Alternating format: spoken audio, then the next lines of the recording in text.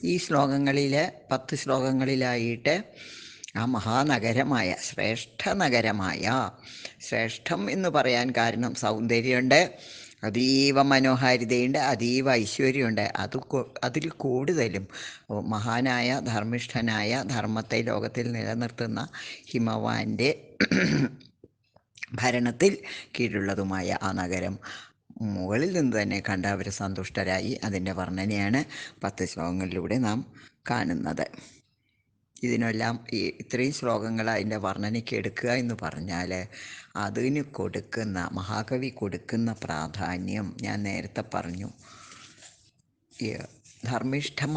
ധർമ്മനിഷ്ഠയും ഐശ്വര്യവും കലാഭംഗിയും കാവ്യഭംഗിയും ഒക്കെ ചേരുന്ന ആ മാതിരിയുള്ള വിഷയങ്ങൾ മഹാകവിക്ക് അത്യുത്സാഹമാണ്. അവിടെ അദ്ദേഹം അങ്ങോട്ട് വർണ്ണിച്ചു പോകും. ഹിമാലയ വർണ്ണനയിലും അങ്ങനെ തന്നെ. ഇതാ ഇപ്പോൾ ഹിമാലയ നഗരിയായ, ഹിമവാന്റെ നഗരമായ ഈ ഔഷധിപ്രസ്ഥത്തെയും വളരെ സുന്ദരമായി വർണ്ണിക്കുന്നു. അളകാം അതിവാഹ്യേവാ വസതിം വസുസമ്പദാം സ്വർഗാഭിഷ്യന്തവമനം കൃത്വേവോപനിവേശിതം.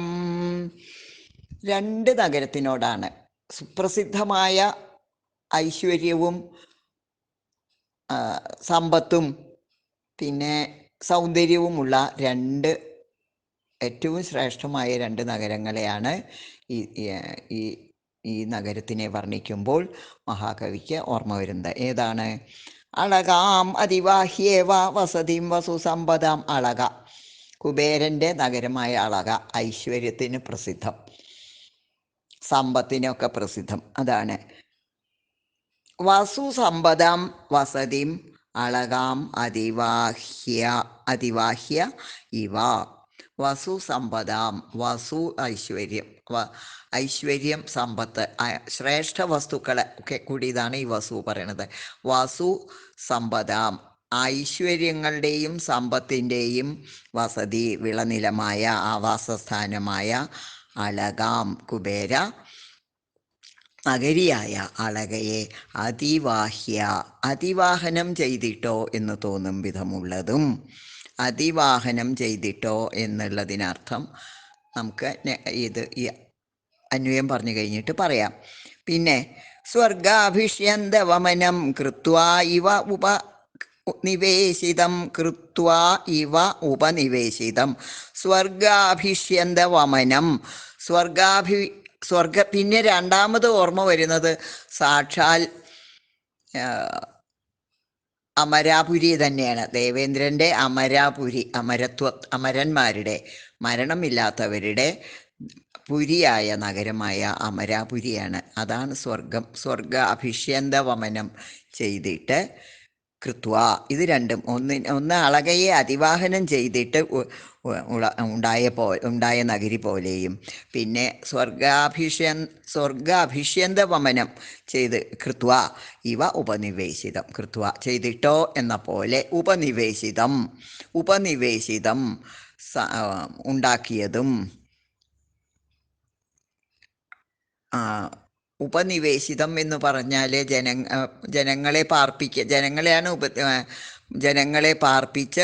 അതിനു വേണ്ടി താമസിക്കാൻ വേണ്ടി തയ്യാറാക്കിയ ഒരു പുതുനഗരിയോ എന്ന് തോന്നും വണ്ണം ഉള്ളതും എന്നർത്ഥം. നിവേശിപ്പിക്കപ്പെട്ടത് എന്നർത്ഥം. അളകാമതിവാഹ്യേവ വസതിം വസുസമ്പദാം വസതിം അളകാം അതിവാഹ്യ ഇവ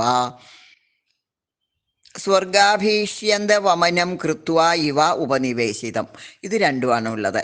വസുസമ്പദാം, വസുസമ്പത്തുകളുടെ വസതിയായ ആസ്ഥാനമായ കുബേരനഗരിയായ അളകയെ അതിവാഹ്യ ഇവ, അതിവാഹനം ചെയ്യുക എന്നുള്ളത് ഉദ്ദേശിച്ചത്. ഒരു വലിയ നഗരിക്ക് എന്തെങ്കിലും കാരണം കൊണ്ട് അവിടെ ഒരു എന്തെങ്കിലും തരക്കേടോ അല്ലെങ്കിൽ ശത്രുക്കളുടെ ആക്രമണമോ അല്ലെങ്കിൽ ഭൗതികമായ സാഹചര്യങ്ങളോ കൊണ്ട് അവിടെ സുരക്ഷിതമല്ലെന്ന് കണ്ടാൽ എല്ലാവരെയും കൂടി അവിടുന്ന് വേറൊരു സ്ഥലത്തേക്ക് മാറ്റി പാർപ്പിക്കുന്നതാണ് അതിവാഹനം.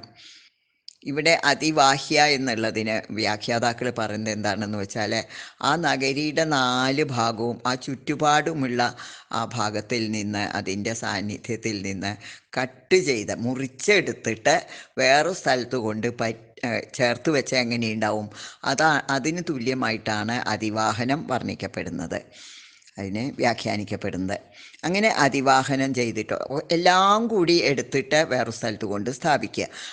അങ്ങനെ പറഞ്ഞാൽ എന്താ അർത്ഥം? അതിൻ്റെ ആന്തരികമായ അർത്ഥം അളകാപുരി പോലെ, കുബേരനഗരിയായ അളകാപുരിയെ പോലെ സമ്പൽ സമൃദ്ധം. ആൾക്കാർ അവിടുത്തെ എല്ലാ ഏർപ്പാടുകളും കൂടി കണ്ടാൽ ആകാശത്തിൽ നിന്നും വളരെ അത്യുന്നതങ്ങളിൽ നിന്ന് ഇറങ്ങി വരുന്ന മഹർഷിമാർ കണ്ട് അത്ഭുതപ്പെട്ടു പോയി. ഇത് കുബേരനഗരിയായ അളകാപുരി തന്നെയോ? പിന്നെ സ്വർഗാഭിഷ്യന്തവമനം ചെയ്തിട്ട്, സ്വർഗത്തിൽ നിന്ന് അഭിഷ്യന്തവമനം ചെയ്തിട്ട്, അഭിഷ്യന്തവമനം എന്ന് പറഞ്ഞാൽ ഓവർഫ്ലോ എന്നൊക്കെ പറയില്ലേ, അവയിൽ നിന്ന് വെള്ളമൊക്കെ പൊന്തിയിട്ട് അതിലൊതുങ്ങാതെ പുറത്തേക്ക് പ്രവഹിക്കുന്നത്, ഉള്ളിൽ കൊള്ളാതെ പുറത്തേക്ക് പ്രവഹിക്കുന്നതാണ് അഭിഷ്യന്ത വമനം. വമനം വെച്ചാൽ പുറത്തേക്ക് പോവുക, നിറഞ്ഞിട്ട് പുറത്തേക്ക് ഒഴുകുക. അങ്ങനെ നിറഞ്ഞൊഴുകിയ, സ്വർഗത്തിൽ നിന്ന് നിറഞ്ഞു ഒഴുകിയ ജനങ്ങളെ, അതിൽ സ്വർഗത്തിൽ നിറഞ്ഞ് അതിൽ കൊള്ളാതെ പുറത്തേക്ക് ഒഴുകിയ ജനസഞ്ചയത്തെ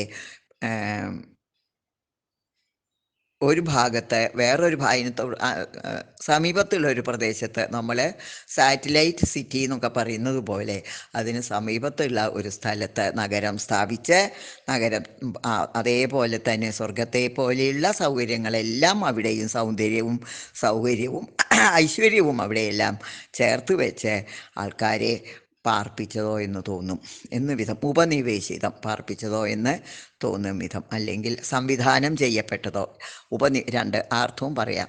അങ്ങനെ സംവിധാനം ചെയ്യപ്പെട്ടതോ, ആൾക്കാരെ പാർപ്പിക്കപ്പെട്ടതോ എന്ന പോലെ എന്നുള്ള കണ്ടു എന്നുള്ളതിലേക്ക് ലാസ്റ്റിൽ വരുന്നതിനു കൂടെ ചേർക്കാം. അഴകാം അതിവാഹ്യേവ വസതിം വസു സമ്പദാം സ്വർഗാഭിഷ്യന്തവമനം കൃത്വേവോപനിവേശിതം. അപ്പോൾ ഇതൊക്കെ ആ പ്രാചീന കാലത്തും സുന്ദരമായ നഗരങ്ങളും, അവയ്ക്ക് നമുക്ക് പലതരം പ്രശ്നങ്ങൾ വരുമ്പോൾ ഇതേപോലെ അവിടെ നിന്ന് വേറൊരു സ്ഥലത്തേക്ക് മാറ്റി സ്ഥാപിക്കുക, ശത്രുക്കളുടെ ആക്രമണം, അതേ ഭൂകമ്പം അല്ലെങ്കിൽ മഴക്കെടുതി അങ്ങനെ തുടങ്ങിയ പ്രശ്നങ്ങളൊക്കെ ഉണ്ടാകുമ്പോൾ വരുമ്പോൾ, അല്ലെങ്കിൽ അധിക മഴ അങ്ങനെയുള്ള പ്രശ്നങ്ങളൊക്കെ ഉണ്ടായാൽ, അതിവർഷം അനാവർഷം എന്നൊക്കെ പറയുന്ന പോലെയുള്ള പ്രശ്നങ്ങൾ ഉണ്ടായാൽ അവിടെ നിന്ന് മാറ്റി സ്ഥാപിക്കുന്ന ഏർപ്പാടും പണ്ടുണ്ടായിരുന്നു. അതേപോലെ ഒരു നഗരത്തിൽ ജനസഞ്ചയം വർദ്ധിച്ച് അതിൽ ഉൾക്കൊള്ളാൻ വയ്യാതെ ആവുമ്പോൾ അത് പുറത്തേക്ക് ഒഴുകി അടുത്ത് അതേപോലെ അതിമനോഹരമായൊരു നഗരം പെടുത്തുന്ന വിധവും അന്നുണ്ടായിരുന്നു എന്നൊക്കെ നമുക്ക് ഇന്ന് സൂചനയുണ്ട്. ഇതിൽ ഇപ്പം ഞാൻ പറഞ്ഞു കേട്ടിട്ടുണ്ട്, പണ്ടത്തെ ലിറ്ററേച്ചറിന്, സാഹിത്യത്തിൽ നിന്ന് ഈ നഗരങ്ങളും നഗര സംവിധാനങ്ങളും, ലങ്കാനഗരം തൊട്ട് അങ്ങനെ നമുക്ക് സുപ്രസിദ്ധമായ അയോധ്യ, ലങ്ക, അങ്ങനെ കുറേ നഗരങ്ങൾ, മഹാനഗരങ്ങളുടെ വർണ്ണനയിൽ നിന്ന് അന്നത്തെ ഇതിൻ്റെ നഗര സംവിധാനമൊക്കെ പഠിക്കുന്നതായിട്ടും ഒക്കെയുള്ള ഗ്രന്ഥം ഇപ്പം പുതുതായി എഴുതപ്പെടുന്നുണ്ടെന്ന് ഞാൻ കേട്ടു. അളകാമതിവാഹ്യേവ വസതിം വസു സമ്പദാം സ്വർഗാഭിഷ്യന്തവമനം കൃത്വേവോപനിവേശിതം.